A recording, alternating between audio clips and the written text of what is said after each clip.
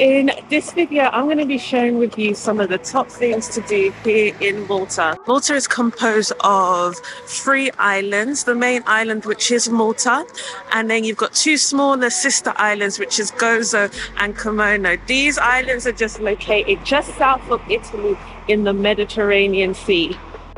With its stunning beaches, crystal clear waters, and rich history, Malta is the perfect destination for a variety of different travelers. First thing you've got to do is visit Valletta. Valletta is the charming capital of Malta, and it is also a UNESCO World Heritage Site for good reason.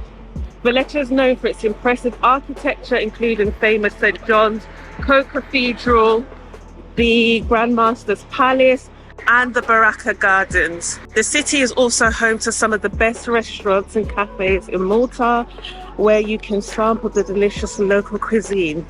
Next is to visit the Blue Lagoon. It's a breathtaking natural lagoon located on the island of Comino. With its crystal clear waters, the Blue Lagoon is the perfect spot for swimming, snorkeling, and sunbathing. You can even take a boat tour around the island to explore the surrounding caves and cliffs. If you're into history, the next thing you definitely want to do is visit the megalithic temples.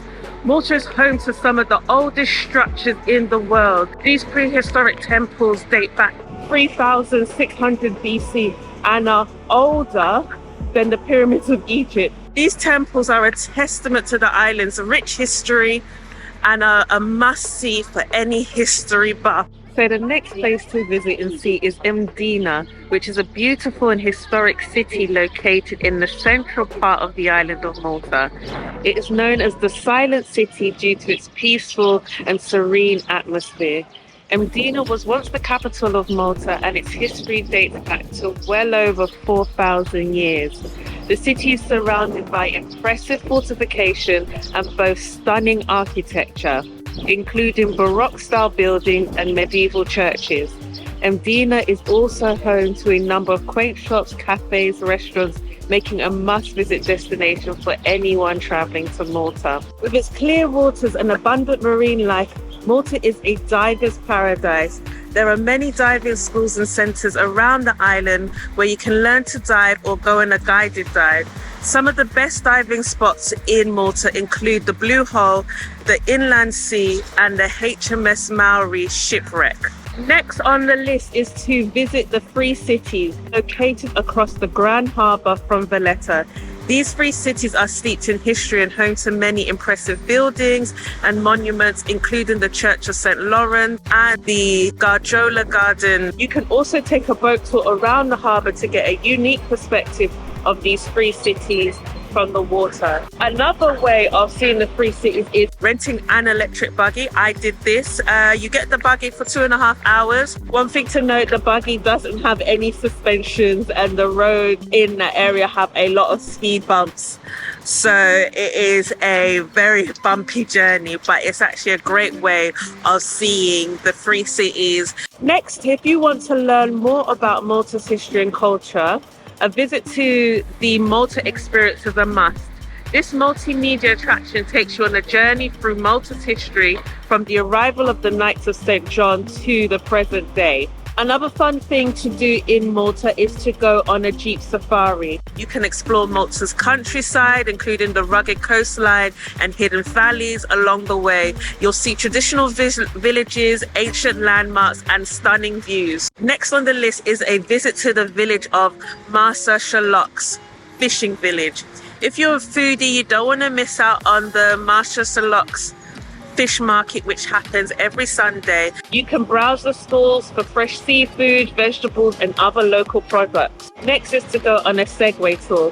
For a fun and unique way to explore, you can glide through Valletta's narrow streets and alleys and see some of the city's hidden gems. If you're interested in Malta's prehistoric past, the National Museum of Archaeology is a must visit. This museum is located in Valletta and houses a vast collection of artifacts, including the famous Sleeping Lady. Next on the list is a boat tour to the Blue Grotto. The Blue Grotto is a series of sea caves located on the southern coast of Malta. The caves are also known for their stunning blue waters. Next on the list, we have a visit to the Popeye village. This charming seaside village was built for the 1918 movie Popeye and has since become a popular tourist attraction. One of the things you can do is just chill out at one of the many beaches that Malta has to offer. Some of the best beaches are in the north of Malta, but there's also lots of stunning beaches in Gozo. Another thing you may want to do to make the most of beautiful Mediterranean seas is to either go kayaking or supboarding. Malta is definitely the land of hills and valleys. There's literally a hill on every other road, but Malta has some like stunning natural cliffs and mountains. Why not make the most of it and try a spot of abseiling or via ferrata? I went with a group to do both, and I'm not gonna lie, I had to bow out of it, so I didn't do it, but the rest of the group did it and they all had like a fantastic time. If you love doing outdoors activity, another cool thing to do is to go quad biking, especially around Gozo, which is still pretty rural, so there's lots of space to just get around and see some of the attractions of Gozo.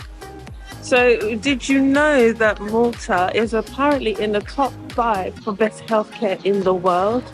Apparently so. Someone fact check that for me, please. It's definitely a great place to come if you're into medical tourism. Haven't had any procedures done, but I've had a number of facials which have been delightful. Also visited a chiropractor. So for those who are interested in that sort of stuff, I'll leave links to the wellness and beauty facilities that I visited. Why not check out the best places to stay in Malta? I never answer to